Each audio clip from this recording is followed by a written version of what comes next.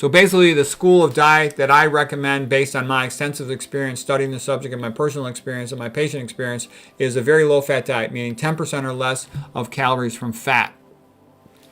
The most popular vegan diet amongst the so-called experts is what I would call moderate fat.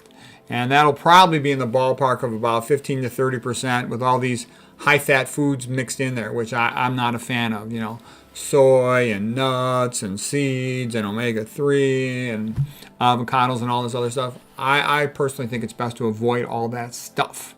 And then the more animal foods you bring in there, the higher the fat's going to go, and I personally recommend to avoid all that stuff. Okay, let's continue with this paper here. Now, this is Nathan Pritikin's work himself in his clinic area, let's say out of Santa Barbara.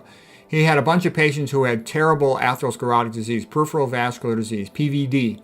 And 38 men, average age of 60 years of age. Their arterial stenoses, narrowings, were so bad they could only walk a few minutes on a slow treadmill because of calf pain. That's claudication. They had coexisting all the usual suspects: obesity, hypertension, diabetes, angina, cerebral ischemia, etc. Their average cholesterol levels were between 200 and 300. When he put them on a low-fat diet, 10% or less, they made dramatic improvements. He just put them on the same type of diets that populations all over the world eat who don't have atherosclerosis, meaning about 80% carbohydrate, 10% or less fat, 10% or less protein. And all whole foods, none of these refined foods. In the first 2 weeks, blood cholesterol dropped an average of 30%. One patient's triglycerides dropped from 360 to 85.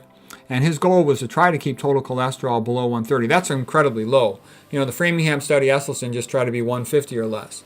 Okay? And he wanted the triglycerides below 75. By the way, I just checked my total cholesterol last week, and I had a total cholesterol of 144, and I had a triglycerides of 61. Usually my total cholesterol is lower. It bounces anywhere from 90 to that's about as high as it's ever been at 144. Okay, he also talked about some other populations, a little more on New Guinea.